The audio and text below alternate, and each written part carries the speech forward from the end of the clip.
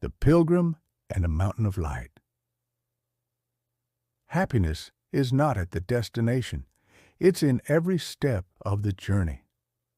Asha was a young man from a quiet village where life moved slowly and dreams were often left to die in the fields. But he was different. Every evening he stood at the edge of the village, gazing toward a distant peak hidden in clouds, the Mountain of Light. Legends said true happiness awaited those who reached its summit. While others mocked or shrugged, Asha believed. At dawn, he packed his few belongings, a worn notebook, some dry bread, and a note from his grandmother that read, "Look closely at what's around you, not just what's ahead." He smiled, not yet understanding. He set off down the long road, walking past forests and rivers, meeting strangers with curious eyes.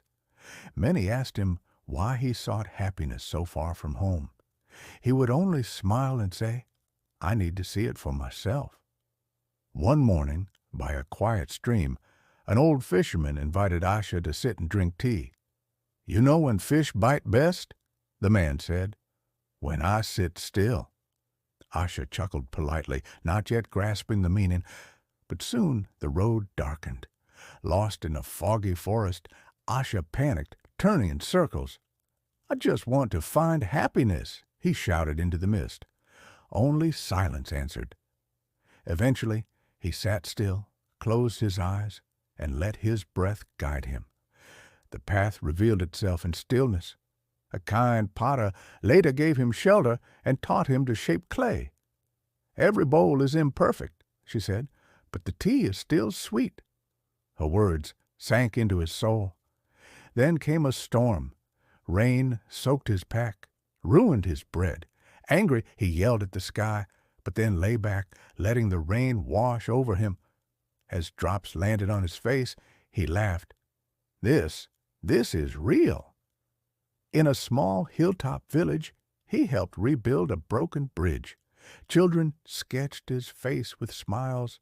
The villagers offered him a place to stay, but he declined. "The summit still waits," he said, though something tugged at his heart. Higher up, he met an old woman carrying heavy buckets. "Aren't you tired?" he asked. "I carry water, not misery," she replied. "What are you carrying?" Later, in a wealthy town, he found silence and sadness. Everyone had plenty, yet no one had warmth. He shivered despite the sunshine and left before dawn. One night, with freezing winds, he lit a fire using only a few twigs and patience. As it flickered to life, he whispered, "I don't need much to feel alive." In a gorge, a man played flute for no audience but the wind. "I don't play to be remembered," he said. "I play because the moment is asking for music." Asha felt his chest ache. Was that joy or longing? Looking into a mountain stream one day, he saw his reflection. Leaner, rougher, but steadier. "When did I begin to change?" he asked the water. Snowflakes touched his skin near the top. He caught one in his hand, smiling. "Had I not come this far, I would have missed this." A man on a path, old and wise, said, "I've reached the summit. There's nothing there but clouds and silence. But everything you seek, you'll find on the way. Still, climb if you must, but keep your eyes open." Near the peak, Asha almost fell from a cliff. He clung to a root, heart racing. "I don't want to die," he whispered. "I want to live, not just arrive." The last stretch was steep. As he struggled upward, a child appeared offering him a single apple. "You forgot to eat, mountain man." Asha laughed for the first time in days. Then the summit. Wind howled. The sky stretched wide. There was no throne, no treasure, only light and stillness. Asha stood, breathing slowly. There was no revelation, only peace. The real treasure was his clarity. Descending, he walked slower, noticed more.